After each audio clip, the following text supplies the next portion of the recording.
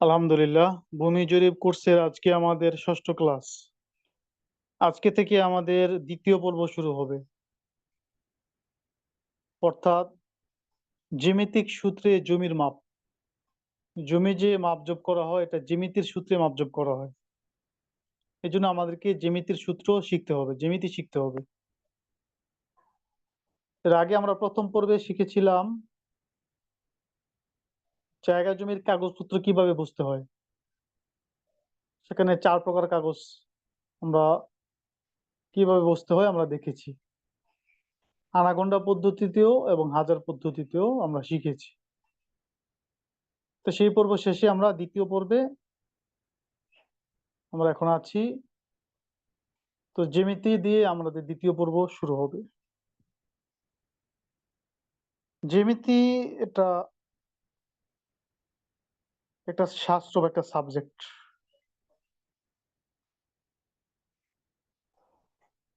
আমরা অনেকেই পড়েছি, ঠিক না?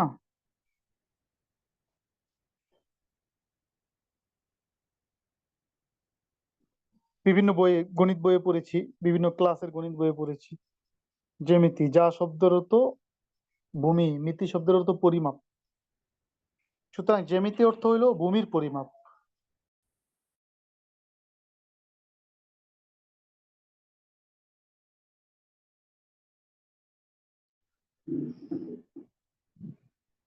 তো আমরা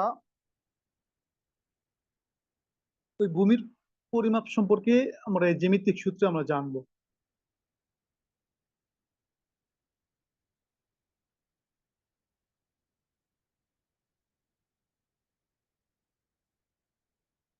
ইংরেজিতে একে জিওমেট্রি বলে।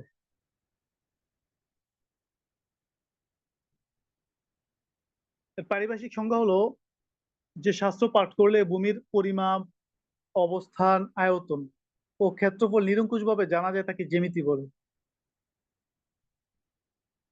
অর্থাৎ একটা শাস্ত্র, একটা বিদ্যা। শাস্ত্র পাঠ করলে ভূমির পরিমাণ কি, কতটুকু ভূমি জমি আছে এখানে, অবস্থান কোথায়, আয়তন কতটুকু, ক্ষেত্রফল কি, এটা নিরঙ্কুশভাবে জানা যায় তাকে কি বলে, জ্যামিতি বলে।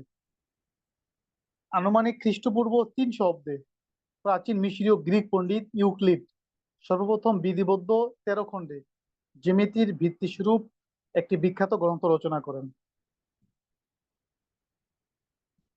অর্থাৎ খ্রিস্টপূর্ব মানে ঈসা আলাইহিস সালামের জন্মের 300 বছর পূর্বে মিশরের পণ্ডিত ছিলেন গ্রিক পণ্ডিত ইউক্লিড। তিনি সর্বপ্রথম জ্যামিতির উপরে 13 খণ্ডে একটা গ্রন্থ রচনা করেন।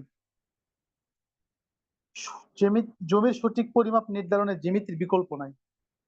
জ্যামিতির সূত্র অনুযায়ী ম্যাপ ও খতিয়ান তৈরি করা হয়েছে।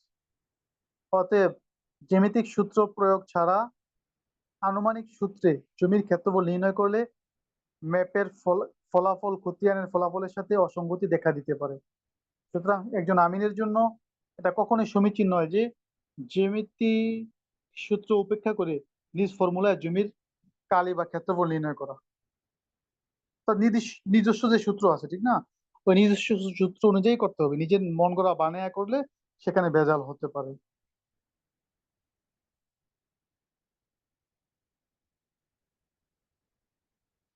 আবার অনেকেই জ্যামিতিক সূত্র ব্যবহার করে ঠিকই, তবে সুনির্দিষ্ট সূত্র প্রয়োগ না করে কিছু সহজ কমন সূত্র ব্যবহার করেন। যেমন ভূমি গুণ উচ্চতা ভাগ 2 সমান ক্ষেত্রফল। এই সূত্রটিকে সকল ত্রিভুজের ক্ষেত্রে এবং দৈর্ঘ্য গুণ প্রস্থ সমান ক্ষেত্রফল, এই সূত্রটিকে যে কোনো চতুর্ভুজের ক্ষেত্রে ব্যবহার করে থাকে, যা নিতান্তই ভুল। অনেকে হয়তো না জানার কারণে করেন, আবার অনেকে করেন তাড়াহুড়ার কারণে। তবে যে কারণে হোক না কেন অবশ্যই সেটা পরিহারযোগ্য, অন্যথায় ফলাফল হবে ব্যতিক্রম, যা মানুষের হক নষ্ট করা, সমাজে ফিতনা সৃষ্টি করা, আমিন হয়েও আমানতের খেয়ানত করা সহ বিভিন্ন অনিষ্টতার জন্ম দিবে। এই জন্য জ্যামিতির সূত্রগুলো আমাদেরকে ভালো করে মুখস্থ করতে হবে। আমরা বইয়ে যে পড়েছি সেখানে ক্ষেত্রফল নির্ণয় করো ওই পর্যন্ত গিয়েছি, যে একটা জমির দৈর্ঘ্য এতটুকু, প্রস্থ এতটুকু, বা একটা বাগানের দৈর্ঘ্য এত, ক্ষেত্রফল প্রস্থ এত, ক্ষেত্রফল কত। এখন ওই ক্ষেত্রফল পর্যন্ত পড়ানো হয়। শিক্ষা প্রতিষ্ঠানে। ওই ক্ষেত্রফলের পরে আরেক ধাপ হইলো এই আমাদের ভূমি জরিপ শিখা। ওই ধাপটা যদি সবাই চর্চা করতো জানতো তাহলে একদম সহজ। তাহলে প্রত্যেক আমিন এক একজন, প্রত্যেক টিচার এক একজন আমিন, প্রত্যেক ছাত্র এক একজন আমিন থাকতো। কারণ সে ক্ষেত্রফল পর্যন্ত পৌঁছে গেল, ক্ষেত্রফল বের করতে পারলো, তাহলে জমির পরিমাণটা কেন বের করতে পারবে না? পারে না, এই জন্য তাকে শেখানো হয় না এতটুকু। আরেকটা ধাপ শেখানো হয় না, এই জন্য সে পারে না। আমরা দোনোটাই শিখবো জমি বের করা পর্যন্ত।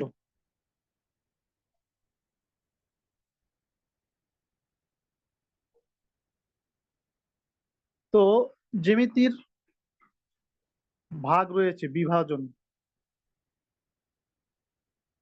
প্রথমত জ্যামিতিকে 5 ভাগে ভাগ করা হয়: ত্রিভুজ, চতুর্ভুজ, বহুভুজ, বৃত্ত, বৃত্তাভাস। সবাই মুখস্থ করেন। জ্যামিতি মোট 5 প্রকার। জ্যামিতি মোট 5 প্রকার: ত্রিভুজ, চতুর্ভুজ, বহুভুজ, বৃত্ত, বৃত্তাভাস।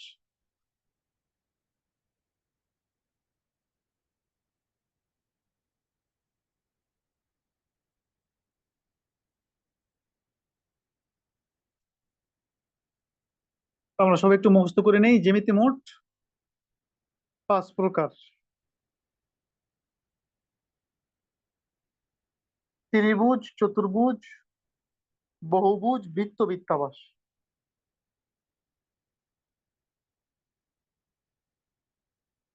ত্রিভুজ 2 নম্বর,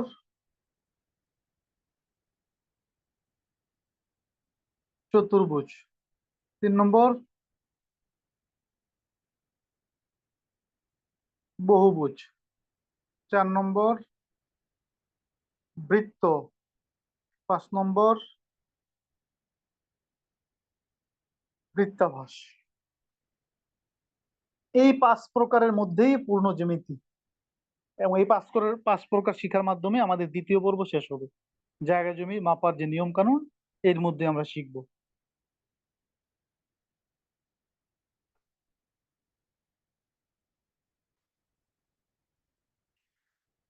আশা করি সবার মুখস্থ হয়ে গেছে। ত্রিভুজ, চতুর্ভুজ, বহুভুজ, বৃত্ত, বৃত্তাভাস।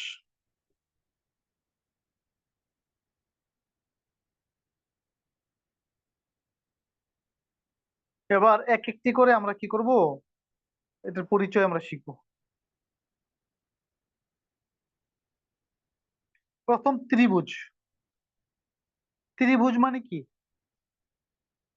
ত্রিভুজ মানে তিনটা ভুজ মানে বাহু, মানে তিন, ভুজ মানে কি বাহু। তিনটি সরল রেখা দ্বারা সীমাবদ্ধ সমতল ক্ষেত্রকে ত্রিভুজ বলে। ত্রিভুজ 2 প্রকার, যথা বাহুবেদে ত্রিভুজ, কোণ বেদে ত্রিভুজ। অর্থাৎ এটা প্রথমত 2 প্রকার: বাহুবেদে ত্রিভুজ, কোণ বেদে ত্রিভুজ। প্রত্যেকটা আবার 3 প্রকার করে, মোট ত্রিভুজ 6 প্রকার।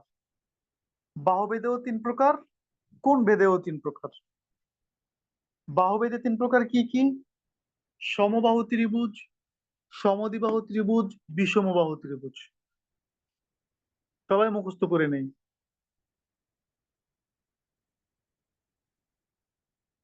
প্রথম তো হইলো কি?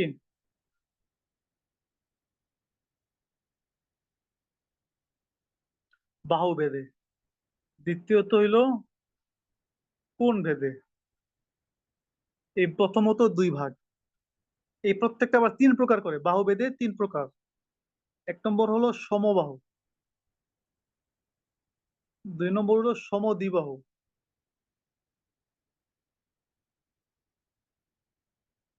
3 নম্বর হলো বিষমবাহু।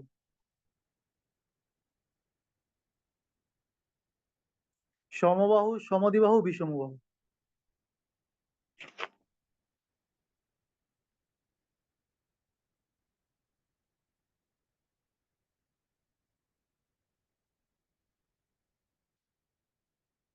মুখস্থ করে নেন।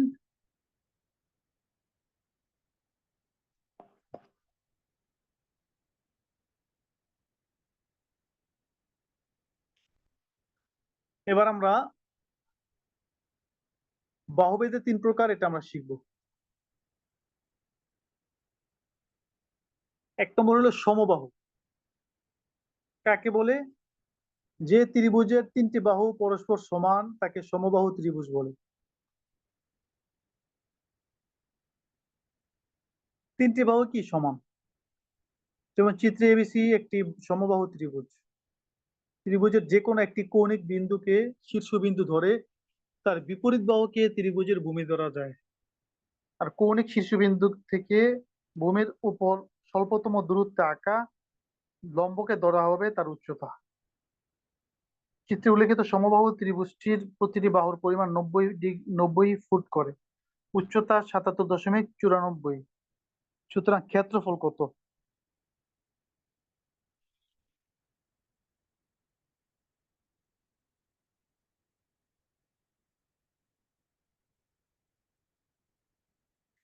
মনে করেন একটা বাহু, তিনটা বাহু একসাথে মিলিত হয়েছে, এর নাম হলো ত্রিভুজ। তিনটা সরল রেখা, হ্যাঁ, সমতলে মিলিত হইলে একটা রেখা, আরেকটা রেখা, আরেকটা রেখা, এই ত্রিভুজ হয়ে গেল। এবং এই ত্রিভুজের ক্যাটাগরি আছে। ত্রিভুজ তিন প্রকার: সমবাহু ত্রিভুজ, সমদ্বিবাহু ত্রিভুজ, বিষমবাহু ত্রিভুজ। সমবাহু ত্রিভুজ মানে কি? যে ত্রিভুজে তিনটি বাহু পরস্পর সমান তাকে সমবাহু ত্রিভুজ বলে।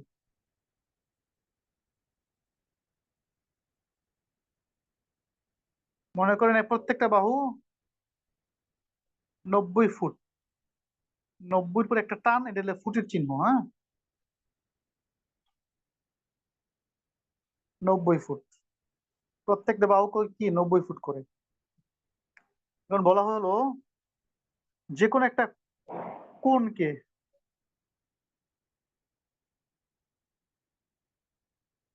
অর্থাৎ যে যে দুই বাহুর মিলনস্থল, এখানে প্রত্যেকটা জায়গায় একটা বিন্দু থাকে। যে কোনো একটা বিন্দুকে, কৌণিক বিন্দুকে শীর্ষবিন্দু ধরলে তার বিপরীত বাহুটা হবে ভূমি।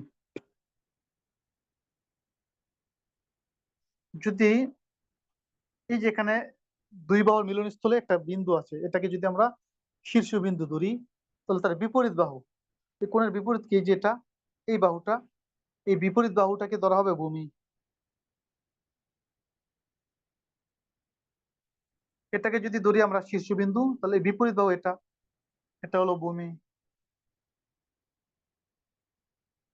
এটাকে যদি শীর্ষবিন্দু ধরি, বিপরীত বাহু এটা, এটা হলো ভূমি। তো স্বাভাবিক নিচেরটাই ভূমি ধরা হয়, উপরেরটা শীর্ষবিন্দু। তাহলে মনে করেন এটা ভূমি। ভূমি কত ফুট? 90 ফুট। এরপরে বলা হয়েছে ভূমি থেকে যে শীর্ষবিন্দু আছে, যেটা দূরত্ব, এটাকে বলে উচ্চতা। মানে ভূমি থেকে ওই যে শীর্ষবিন্দু পর্যন্ত যে একটা দূরত্ব আছে, এটার নাম, এটা হলো কি উচ্চতা, এটাকে কি বলে? উচ্চতা বলে। উচ্চতা কত? এটা মেপে বের করতে হয়। আপাতত যেটা দেওয়া আছে, কত দেওয়া আছে? 77.94 ফুট। অর্থাৎ এখানে এখানে দূরত্ব, হ্যাঁ, উচ্চতা হলো কি 77.94 ফুট।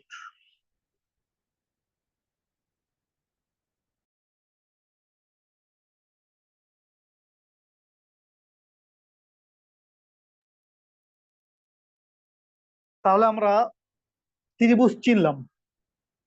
ত্রিভুজ সম্পর্কে আমাদের কি পরিচয় হইলো। এবার ক্ষেত্রফল নির্ণয়ের সূত্র। ক্ষেত্রফল আমরা কিভাবে নির্ণয় করব?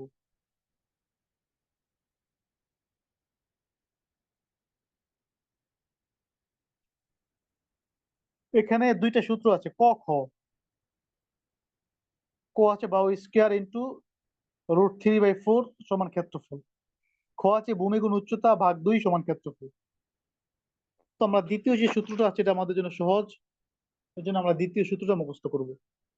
সূত্র কি? ভূমি গুণ উচ্চতা ভাগ 2 সমান ক্ষেত্রফল। সবাই মুখস্থ করে ফেলেন। ভূমি গুণ উচ্চতা ভাগ 2 সমান ক্ষেত্রফল।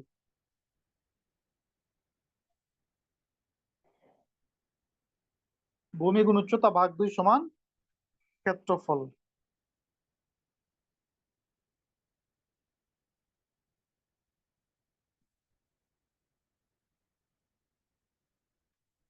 ভূমি গুণ উচ্চতা এই ভাগ এই 2 সমান ক্ষেত্রফল। তাহলে এখানে ভূমি কোনটা? ওই যে নিচেরটাতে আমরা ভূমি ধরছিলাম, ঠিক না? ভূমি হলো 90 ফুট। উচ্চতা কত? 77.94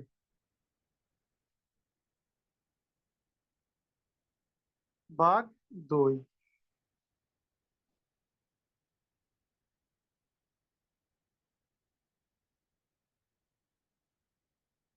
ভূমি 90 গুণ উচ্চতা 77.94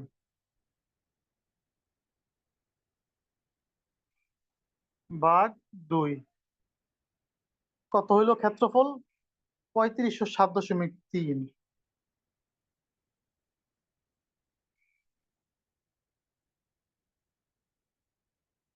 3507.3 বর্গফুট।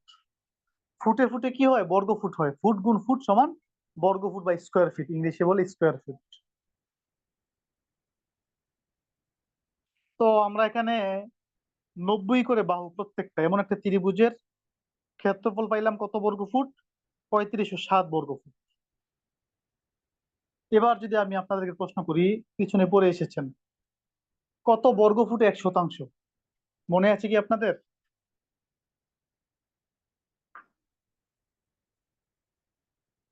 কত বর্গফুট 1 শতাংশ বলেন তো দেখি, কমেন্ট করেন।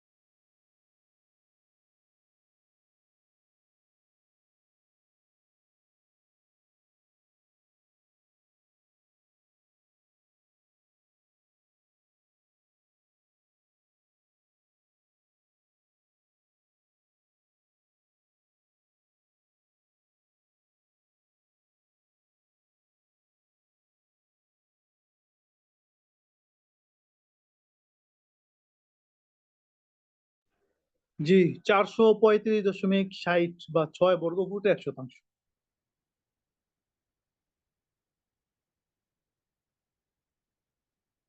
তো এটা সবার মুখস্থ থাকতে হবে।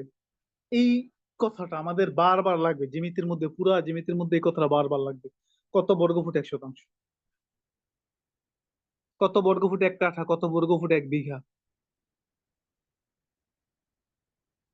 তো এবার যদি 435.6 বর্গফুট 1 শতাংশ হয়, তাহলে 3507 বর্গফুটে কত শতাংশ, নাকি? তাহলে কি করতে হবে? এই 3507-কে 435.6 দিয়ে ভাগ দিতে হবে। 3507.3 ভাগ 435.6। ফলাফল কি? 8.05, মানে 8 শতাংশ। 8 শতাংশ 5 পয়েন্ট।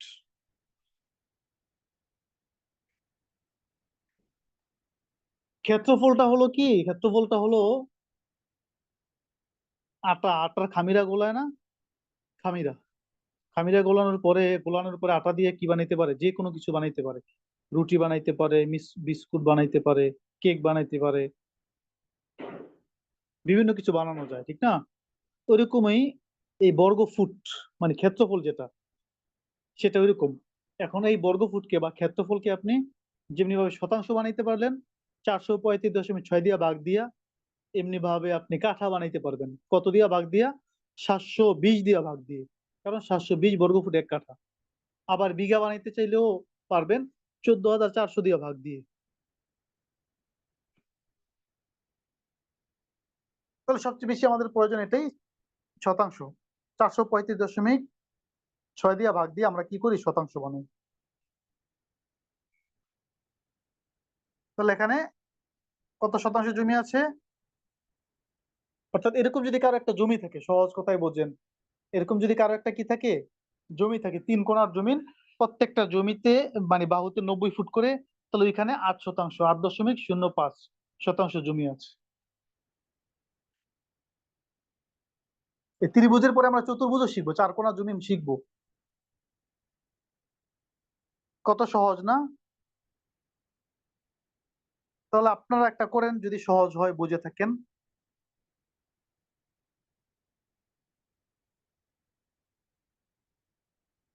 প্রত্যেকটা বাহু 100, উচ্চতা হলো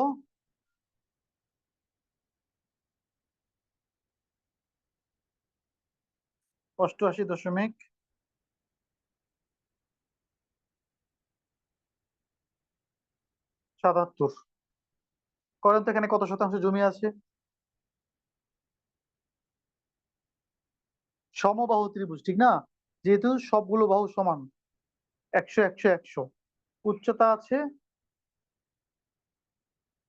88.77। কত শতাংশ জমি আছে? সূত্র প্রয়োগ করতে হবে আমাদের, ভূমি গুণ উচ্চতা ভাগ 2 সমান ক্ষেত্রফল। এরপরে ক্ষেত্রফল হওয়ার পরে শতাংশের যে সূত্র, অর্থাৎ 435.6 দিয়ে ভাগ দিতে হবে। দ্রুত করে কমেন্ট করেন।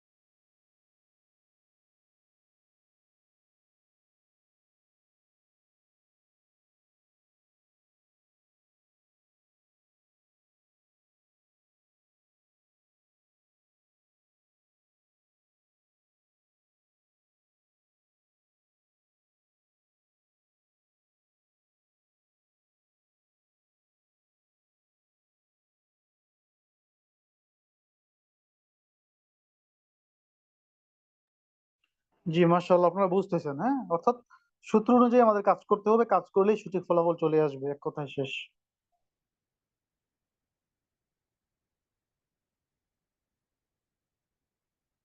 তাহলে প্রত্যেকটা বাহু সমান হইলে এটা নাম হলো সমবাহু ত্রিভুজ। সমবাহু ত্রিভুজ থাকলে ক্ষেত্রফল নির্ণয়ের সূত্র হলো ভূমি গুণ উচ্চতা ভাগ 2 সমান ক্ষেত্রফল। এই সূত্রে আমরা কি করব? ক্ষেত্রফল বের করব। ক্ষেত্রফল বের করার পরে যদি বলা হয় কাঠা বানাইতে, তাহলে 720 দিয়ে ভাগ করব ক্ষেত্রফলকে। যদি বলা হয় শতাংশ বানাইতে, তাহলে 435.6 দিয়ে ভাগ করব।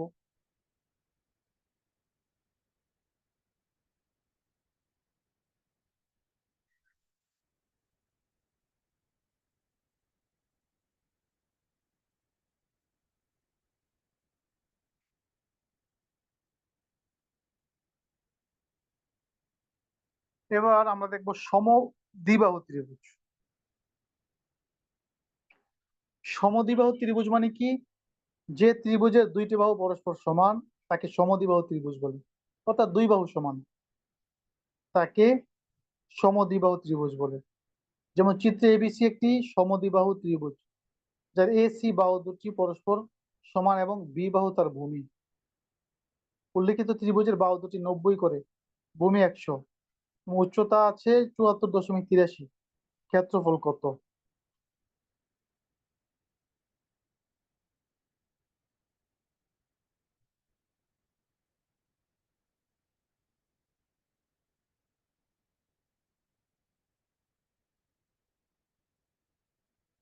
একশো নব্বই 90।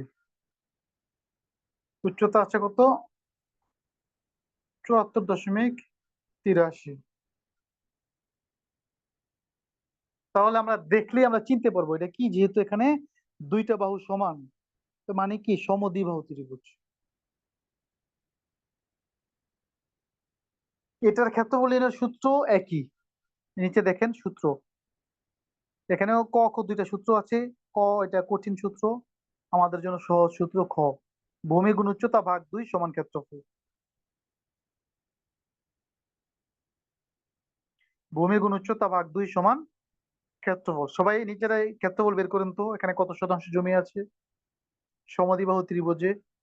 ভূমি 100, উচ্চতা আছে 74.83, দ্রুত বের করেন।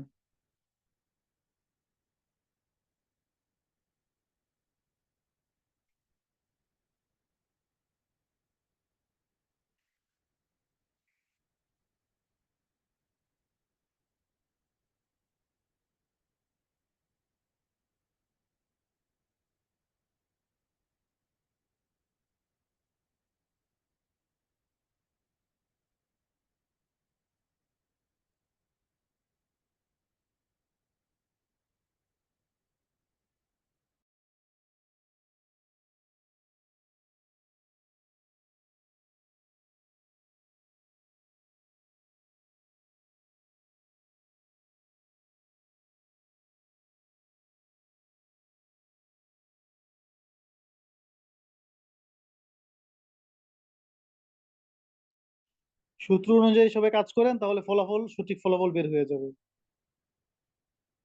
ভূমি গুণ উচ্চতা ভাগ 2 সমান ক্ষেত্রফল। ভূমি আছে এখানে 100, উচ্চতা 74.83।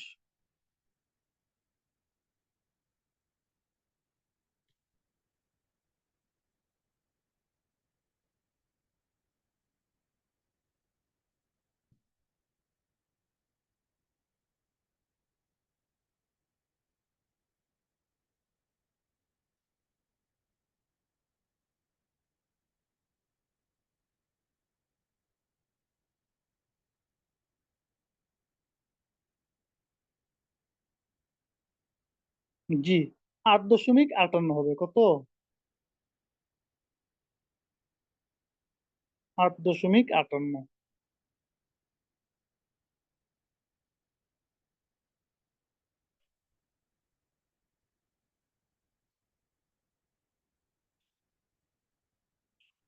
তাহলে সমবাহু ত্রিভুজ, সমদ্বিবাহু ত্রিভুজ। এবার আমরা দেখবো বিষমবাহু ত্রিভুজ। যে ত্রিভুজের 3টি বাহুই পরস্পর অসমান তাকে বিষমবাহু ত্রিভুজ বলে। অসমান মানে কি সমান না, একটার সাথে আরেকটা সমান মিল নেই। বাস্তবতা নিরিখে এটি একটি বহুল ব্যবহৃত ত্রিভুজ। বলতে গেলে প্রায় 90% ত্রিভুজ আকৃতির জমি এই বিষমবাহুতে বিদ্যমান।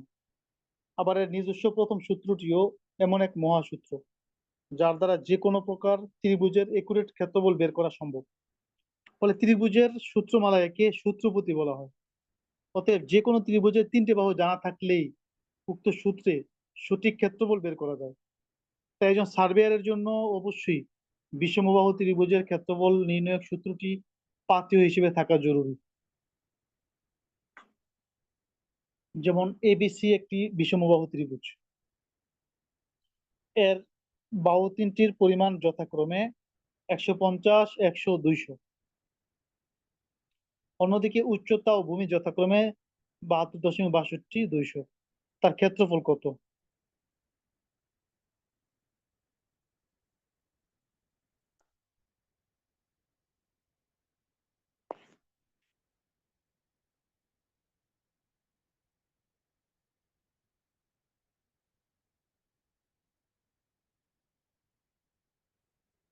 এই যে একটা বাহু,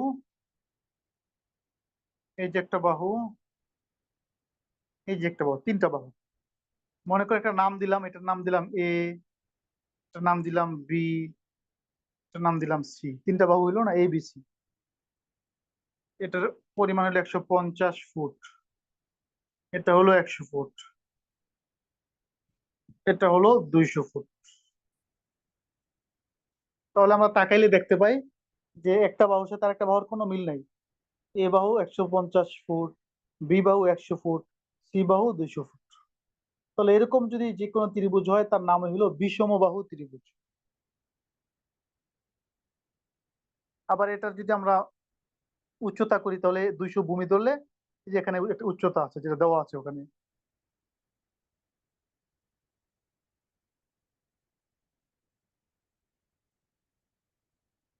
এখন এই বিষমবাহু ত্রিভুজের যে সূত্রটা আছে, এই সূত্রটা যদি আমরা মুখস্থ করে নেই তাহলে এটা আজীবন আমাদের জন্য পাথেয় হয়ে যাবে। আজীবন কি? আমাদের জন্য পাথেয় হয়ে যাবে, অর্থাৎ আমরা কোথাও আর ঠেকবো না। বিষমবাহু ত্রিভুজের সূত্রটা দেখেন, A plus B plus C divided two equal S root over S into S minus A into S minus B into S minus C equal ক্ষেত্রফল।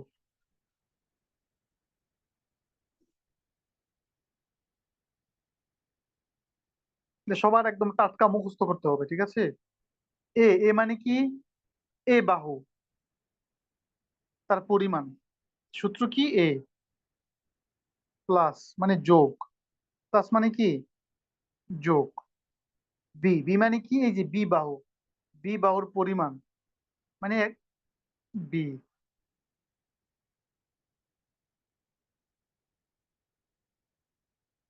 সি মানে কি?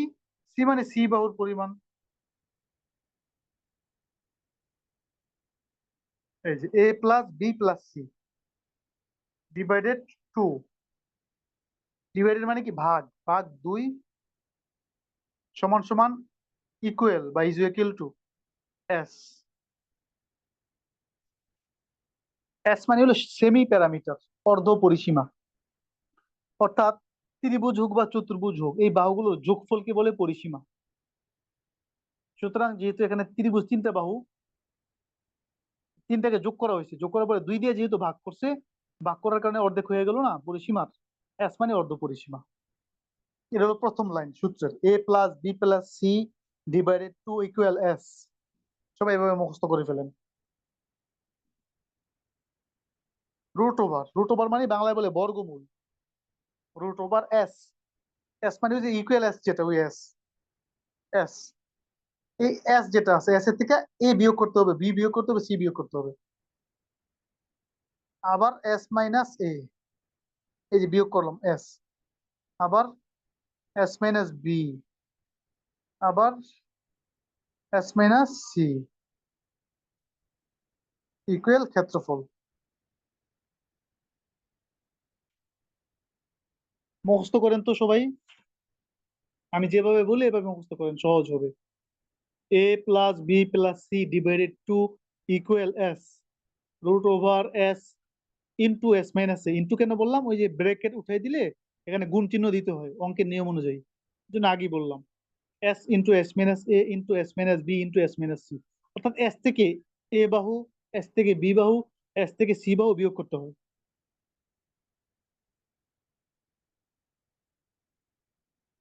তাহলে S into S minus A into S minus B into S minus C equal ক্ষেত্রফল। সবাই দ্রুত মুখস্থ করতে হবে, হ্যাঁ? A plus B plus C divide two equal S root over S into S minus A into S minus B into S minus C equal ক্ষেত্রফল। একদমে দুইবার তিনবার পাঁচবার বলতে হবে। a plus b plus c divided to equal s root over s into s minus a into s minus b into s minus c equal ক্ষেত্রফল।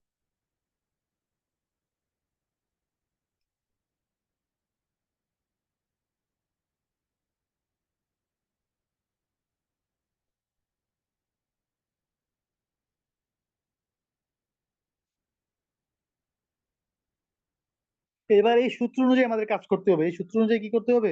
বিষমবাহু ত্রিভুজের ক্ষেত্রফল নির্ণয়ের জন্য কাজ করতে হবে।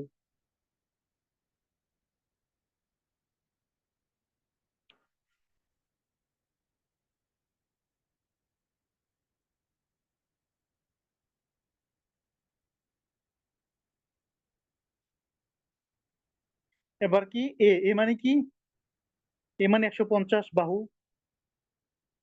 প্লাস বি বি মানে কি 100, প্লাস সি সি মানে 200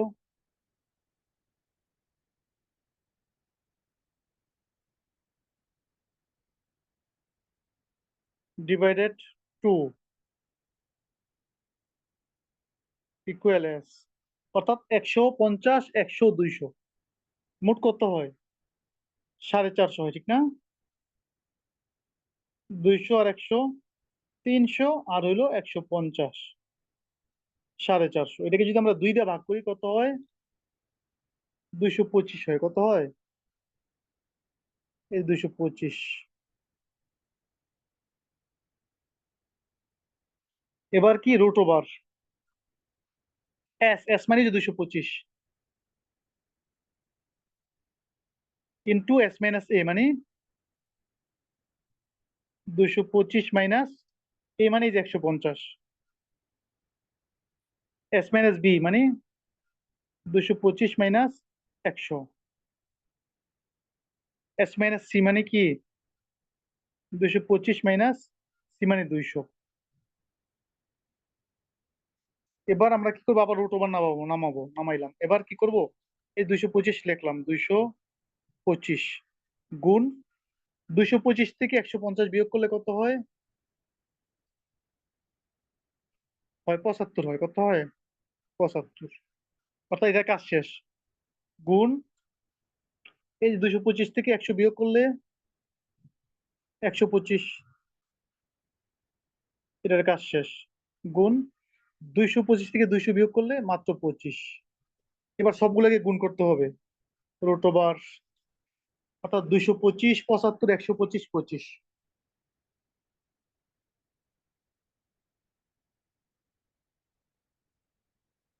225 গুণ 75 গুণ 125 গুণ 25 কত হইল, 52, 73, 43, 75। 52, 73, 43, 75, এটা হলো ক্ষেত্রফল। না, এটা হলো গুণ করার পরে হইলো। এবার কি করতে হবে, এটার উপর রুট ওভার চাপতে হবে। রুট ওভার চাপলে ফলাফল বের হয়ে যাবে। যদি আলাদা আলগা ক্যালকুলেটরে হয় তাহলে এই সংখ্যাটার উপর রুট ওভার চাপলেই ফলাফলটা চলে আসবে।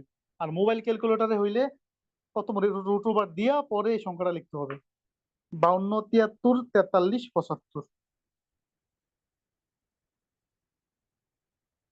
যদি আমরা এটাকে রোটেট করি, রুট ওভার লিখলাম 52, 73, 43, 75।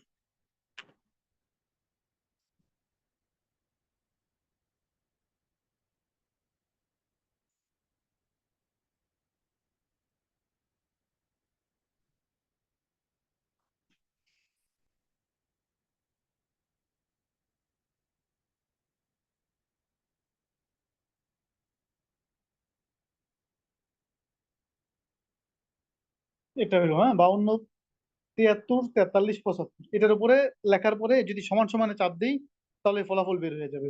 কত হইলো, 7261.84। এটা হলো ক্ষেত্রফল, 7261.84। এটাকে এই ক্ষেত্রফল আমরা পাইলাম, এটাকে যদি শতাংশ বানাইতে চাই তাহলে কি করতে হবে, ওই যে 435.6 দিয়ে ভাগ দিতে হবে। তাহলে যেটাকে ভাগ দিব, ভাগ 435.6, তাহলে কত শতাংশ এখানে হইলো, 16.67%।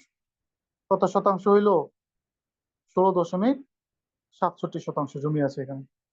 অর্থাৎ একটা ত্রিভুজের একটা বাহু যদি 150 হয়, একটা 200, একটা 100 হয়, ওই ত্রিভুজের মধ্যে 16.67% জমি আছে। তো বিষমবাহু ত্রিভুজের সূত্র কি, a plus B plus C divided two equal S root over S into S minus A into S minus B into S minus C equal ক্ষেত্রফল। এই সূত্রটা যদি আমরা মুখস্থ করি আর এই সূত্র অনুযায়ী যদি আমরা কাজ করি তাহলে ফলাফল বের করা একদম সহজ। তাহলে আজকে আমরা কি শিখলাম, জ্যামিতির পরিচয়, জ্যামিতির প্রকার, এবং প্রথমত ত্রিভুজ, ত্রিভুজের প্রকারগুলো শিখলাম এবং ক্ষেত্রফল নির্ণয়ের সূত্রগুলো শিখলাম। আজকে আমাদের ক্লাস এই পর্যন্তই।